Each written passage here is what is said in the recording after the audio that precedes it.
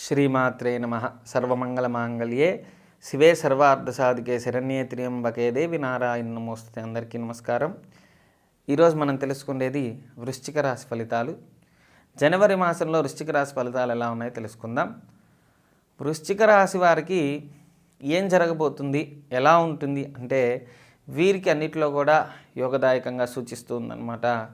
అన్ని శుభ ఫలితాలు కనపడుతున్నాయి.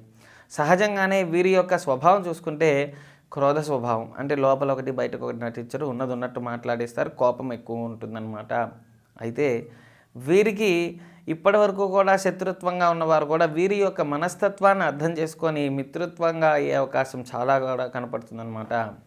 అదేవిధంగా సహజంగానే వీరు దైవతా రుణం, మనుష్య రుణం, పితృరుణం, మాతృరుణం ఇలా కొన్ని వందల రుణాల్లో వీళ్ళు దేనికో దానికి ఎక్కువ శాతం రుణపడి ఉంటారనమాట.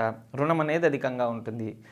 అది స్నేహితులు అవ్వచ్చు, బంధువులు అవ్వచ్చు, మిత్రవర్గం, దైవతా వర్గం. అంటే మనం ఎంత చేసినా దేవుడికి ఇంకా చేయాలి అని అనపడుతూ ఉంటుంది. లేదంటే ఏదైనా సరే, ఒక మనిషికైనా సరే అన్నదానం చేసిన అతనికి సంతృప్తి ఉండదు. ఎంత చేసినా ఇంకా చేయాలి, ఇంకా ఇవ్వాలి, మనం ఇంకా దానం చేయాలి, లేదంటే ఇంకా అదే విధంగా ఉంటుందన్నమాట. ఉంటే అలా ఉంటుంది, లేదంటే తీసేసుకోవాలనే ఉంటుంది. రెండు విధాలుగా ఉంటుందన్నమాట.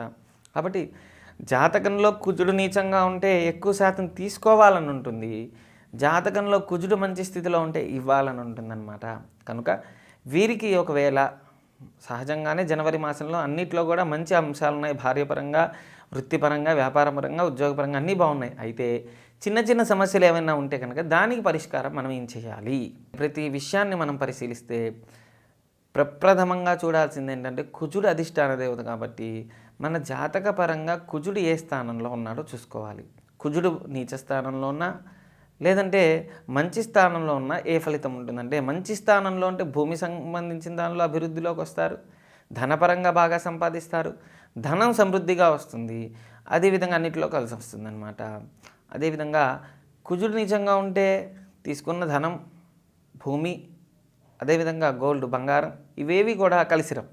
కనుక మనకి మంచి స్థితిలో లేకపోతే సుబ్రహ్మణ్యేశ్వర స్వామి ఆరాధన చెయ్యాలి. ప్రతి నిత్యము కూడా సుబ్రహ్మణ్యేశ్వర స్వామి అష్టకం, సుబ్రహ్మణ్యేశ్వర స్వామి స్తోత్రాన్ని పరిపూర్ణమైన విశ్వాసంతో, పరిపూర్ణమైన నమ్మకంతో చేయాలి. అదేవిధంగా అంగారక కవచం గూగుల్లో కొడితే వస్తుంది. కుజ కవచం, అంగారక కవచం ఖచ్చితంగా ఎంతో భక్తి శ్రద్ధలతో కుజ కవచం కనుక స్మరిస్తే, జపిస్తే కనుక స్వామి అనుగ్రహ ప్రభావం చేత రుణం అనేది తొందరగా విముక్తులైపోతారనమాట. కనుక మనకి తెలిసినంత వరకు ఎక్కువ శాతం అంగారకుడి యొక్క ఆరాధన చేస్తే వీళ్ళకి బాగా కలిసి వస్తుంది. కాబట్టి ఖచ్చితంగా ఆరాధించండి, స్వామివారి యొక్క అనుగ్రహాన్ని ఖచ్చితంగా పొందండి. ఓం శ్రీ దత్తాయ నమః. ఓం శ్రీ దత్తాత్రేయాయ నమః.